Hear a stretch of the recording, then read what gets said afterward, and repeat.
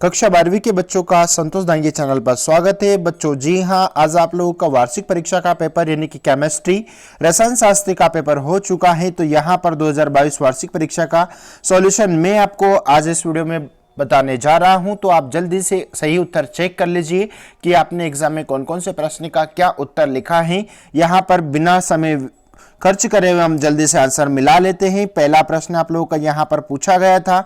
और एक बात बोलना चाहूंगा बच्चों कि ऑलरेडी मैंने आपको एक मॉडल पेपर, केमिस्ट्री का मॉडल पेपर दिया था।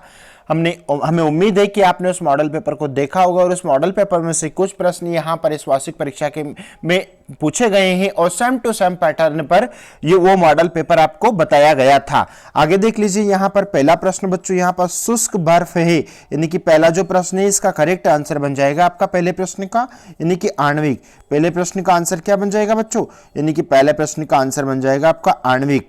ठीक है, आगे देख लीजिए प्रश्न क्रमांक 2, यानी कि किस यौगिक में 8:8 समन्वय संख्या पाई जाती है, यानी कि इसका करेक्ट आंसर बन जाएगा दूसरे का बन जाएगा बच्चों सी वाला ऑप्शन आपका करेक्ट होगा। रक्सी कोलाइड की तरह कार्य करने वाला साल है, यानी कि प्रश्न क्रमांक 3 इसका आंसर बन जाएगा आपका जिलेटिन।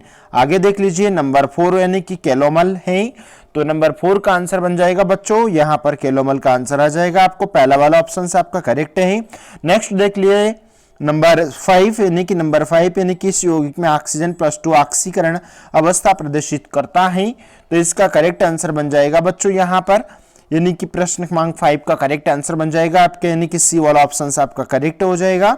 नंबर 6 देखेंगे नायलॉन उदाहरण है, तो इसका करेक्ट आंसर बन जाएगा ए वाला ऑप्शन हमारा राइट रहेगा। नेक्स्ट बढ़ जाइए, नंबर 7 देखते हैं निम्न में से कौन सा प्रशांतक है, तो इसका करेक्ट आंसर बन जाएगा सेकोनल। आगे देख लीजिए बच्चों, यहां पर आपको वार्षिक परीक्षा कक्षा 12वीं केमिस्ट्री का सॉल्यूशन प्रोवाइड करवाया जा रहा है। दूसरा प्रश्न आपको रिक्त स्थान की पूर्ति के लिए प्रश्न यहां पर आया था, देख लेते हैं भाई। पहला प्रश्न आपका यहां पर, यानी कि कुल प्रकार की क्रिस्टल तंत्र होते हैं, तो 7 प्रकार के क्रिस्टल तंत्र होते हैं, यानी कि पहले में आपको 7 लिखना था। अभिक्रिया की दर अभिकारक के सांद्रण के होती है, तो यह होती है समानुपाती।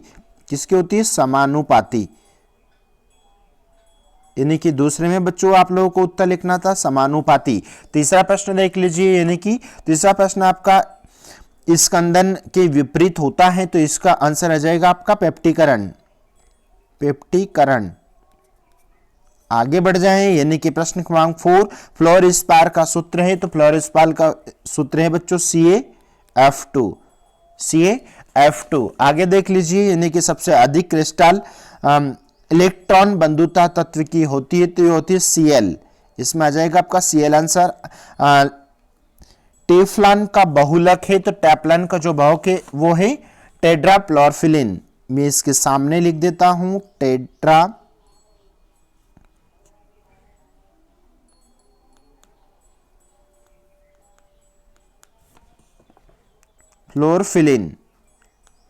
नेक्स्ट क्वेश्चन बच्चों नंबर 7, फ्यूरासिन औषधि है, तो ये है प्रतिजैविक। क्या है,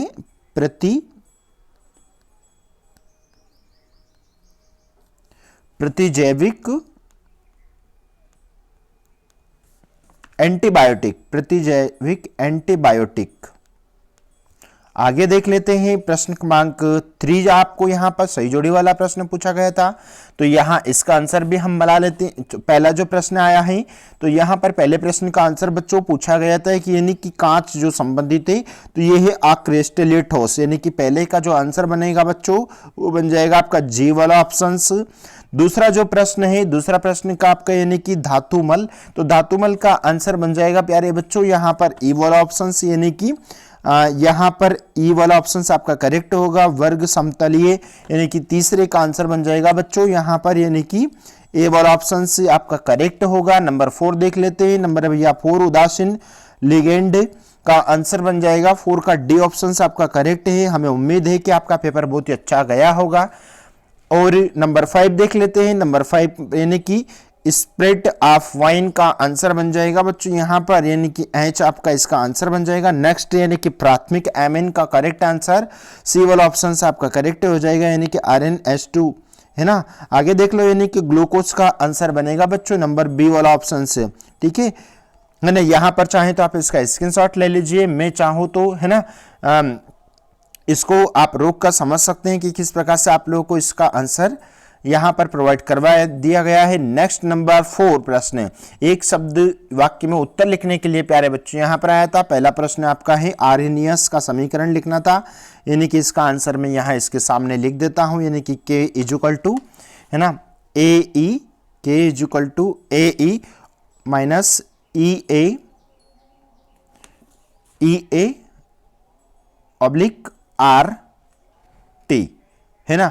ये पहले प्रश्न का आंसर हो गया। दूसरा प्रश्न बच्चों यहां पर आया था कैंसर के उपचार में आने वाली उत्कृष्ट गैस का नाम लिखिए, तो ये है आरएन दूसरे का आंसर आ जाएगा। तीसरे यानी कि बेंजल्डिहाइड की कैसियन के साथ होने वाली संघनन क्रिया का नाम लिखिए, तो इसका आंसर आ जाएगा बेंजोइन संघनन। इसका आंसर यहां लिख देता हूं मैं, इसका आंसर यहां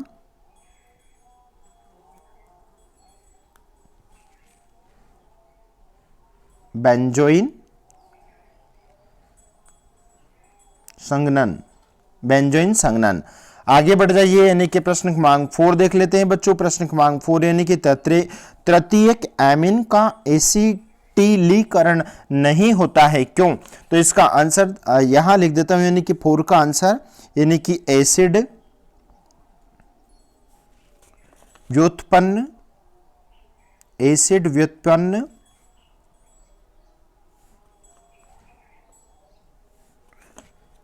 या प्रतिस्थापित एमाइड या प्रतिस्थापित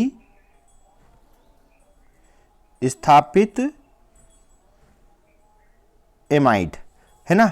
आगे देख लीजिए, यानी कि प्रश्न क्रमांक 5 यहां पर आया था बाल ऊन तथा रेशम में उपस्थित प्रोटीन का नाम लिखिए, यानी कि इसका आंसर आ जाएगा, यानी कि 5 का आंसर आ जाएगा केरेटिन। क्या आंसर आ जाएगा? केरेटिन।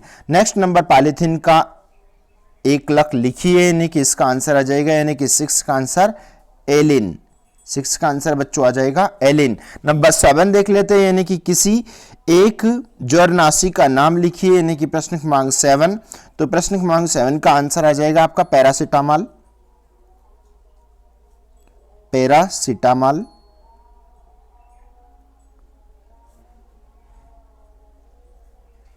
पैरासिटामॉल या फिर ऑब्लिक में एस्प्रिन है ना। यहां पर ये इस प्रकार से बच्चों आपको यहां पर ऑब्जेक्टिव प्रश्न बताए गए हैं, ठीक है। आई होप आपने इन्हीं जो क्वेश्चंस के आंसर आप लोगों को बता दिए गए हैं, इन्हीं प्रश्नों के जवाब आपने भी दिए हैं। हमें उम्मीद ही नहीं बट पूर्ण विश्वास है कि आपको जो आंसर दिए गए हैं यही आपने उत्तर आंसर शीट में लिखे होंगे। मिलते हैं ब्रेक के बाद नए वीडियो के साथ में, तब तक के लिए आप यदि प्लीज अगेन मैं कहना चाहूंगा कि यदि आप चैनल पर नए हैं तो चैनल को सब्सक्राइब करें। मिलते हैं नए ब्रेक के बाद में नए वीडियो के साथ में, तब तक के लिए जय हिंद, जय भारत, वंदे।